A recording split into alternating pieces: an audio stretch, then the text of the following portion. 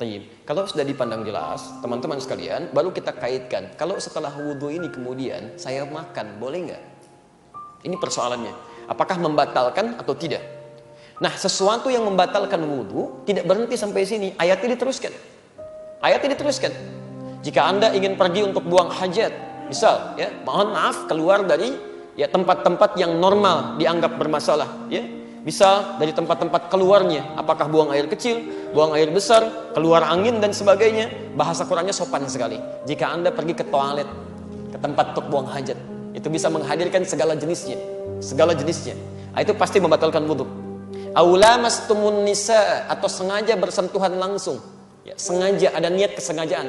Beda antara lamasa, massa dengan lamasa, itu lain.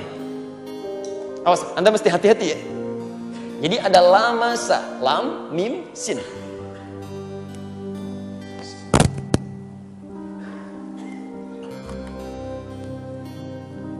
Baik, tolong menyesuaikan sekiranya tidak terlihat. Nanti coba digambarkan saja ya. Insyaallah saya tidak hapus.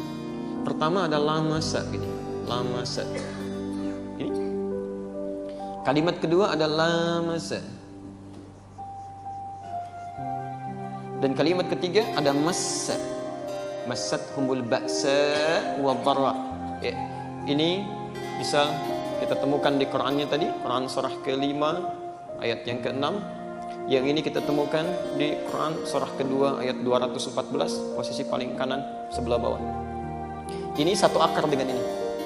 Cuma bedanya, kalau yang ini lamasa itu sentuhan langsung. Ya, bisa kulit dengan kulit, bisa pakaian misalnya dengan pakaian yang lainnya. Ya, umumnya sih kulit dengan kulit, satu sentuhan. Ya. Tapi lamasa di sini belum tentu ada unsur kesengajaan. Sentuhan aja misal. Ya. Seperti yang terjadi misal, maaf, dalam tawaf ya. Tawaf kan kemudian Anda berputar-putar dalam situasi yang padat, tiba-tiba ada gesekan dan sebagainya, ada sentuhan, itu lamasa namanya. Jelas di sini? Tapi kalau lamasa, ini emang udah niat nyentuh. Sudah berniat menyentuh, sengaja ada sentuhan di sini. Aula mastumun nisa, atau sengaja punya niat menyentuh pasangannya. Sehingga dengan ada niat ini, kesengajaan, ada hasrat tumbuh dalam jiwanya.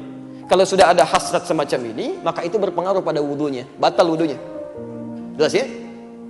Kalau massa begini, massa itu artinya sentuhan yang terjadi tanpa kontak fisik. Tanpa kontak fisik. Ya, misal Anda melihat sesuatu tayangan di televisi yang mengharukan, tiba-tiba hati tersentuh, kemudian tiba-tiba menangis, ya. Baik, itu massa namanya. Ada orang yang diuji dengan musibah menyentuh pada jiwanya. Ada langsung pada dirinya, ada pada orang lain. Kita lihat saudara kita di Aleppo, di Rohingya diuji, tiba-tiba kita menangis, kita bersedih, kita berdoa, itu massa, sentuhan. Ada pada orang lain, ada pada diri kita. Tapi ini pun bisa masuk pada konteks yang negatif. Ada orang melihat misalnya tayangan yang tidak boleh dilihat, gambar-gambar yang tidak tepat, atau membayangkan sesuatu sehingga muncul sentuhan pada jiwanya yang bisa membatalkan wudunya. Jelas di sini? Nah, kalau terjadi hal-hal semacam ini, maka itu mutlak batal wudunya. Diulang. Jelas ya? Kalau batalnya dalam hal-hal yang dibenarkan, maka tidak ada dosa baginya. Cuman batal saja dia mengulang wudu.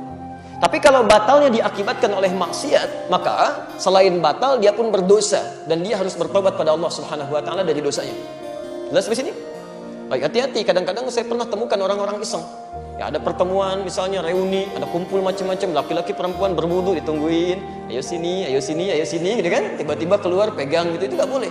Ya, yang dipegangnya enggak batal karena dia enggak berniat. Cuman yang megangnya dia berdosa. Dia berdosa, ya. Nah, teman-teman sekalian, itu yang sifatnya standar. Lalu bagaimana dengan makanan?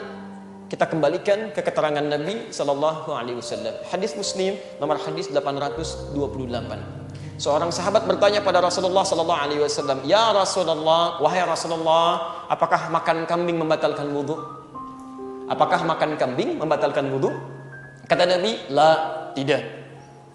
Ketika dia bertanya, "Ya Rasulullah, apakah makan unta, ibil membatalkan wudu?" Kata Nabi, "Na'am. Falyatawadda idza akala al-ibil." Ya, maka berwudulah ketika Anda memakan unta.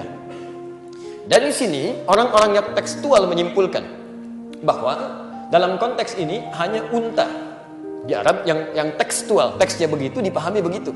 Hanya unta yang kalau dimakan, maka itu yang membatalkan wudhu, kemudian dia berwudhu kembali. Sedangkan makanan selain unta, itu diperkenankan, gak ada masalah. Nah, yang kontekstual bukan melihat untanya, tapi melihat pada jenis makanannya. Di Arab itu, kalau Anda urutkan makanan-makanan misalnya, dari daging yang paling standar, orang Arab makan kambing biasa.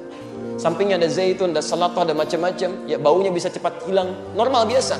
Dan kambing di Arab dengan kambing di kita beda. Baunya lebih bau kambing di sini, karena makanannya lain unsurnya. Ya, menyengatnya lebih menyengat yang di sini, sana agak biasa. Tapi unta itu berbeda. Dari mulai lihatnya, pengaruhnya, baunya, macam-macamnya. Jadi kalau makan misalnya sekaligus makan daging unta pada saat itu, sementara membersihkannya dengan menggunakan siwak saja, sekarang belum ada semacam odol dan sebagainya, maka ketika digunakan sholat baunya masih ada. Ya, keadaan masih meresap. Maka kemudian dipahami secara kontekstual setiap makanan-makanan yang punya jenis sifat seperti unta, yang kalau dimakan masih menghasilkan bau yang tidak sedap, masih berpengaruh pada kekhusyuan dalam ibadah, maka yang seperti itu yang terbaik berwudu kembali. Misal jengkol dan saudara-saudaranya, ya kan? Anda makan jengkol, obatnya pete, makan pete, obatnya jengkol, gitu kan? Tapi sama-sama bau di situ. Ya, jangan dipaksakan. Bawang, misalnya kan, yang sekiranya menghasilkan bau tidak sedap. Anda saja sudah tidak merasa sedap. Bagaimana Anda menghadap Allah? Anda pribadi merasa tidak sedap, berbicara dengan orang lain merasa tidak nyaman. Masa mau berbicara dengan Allah dalam konteks sholat? Halo, jelas? Allahu a'lam bishawab.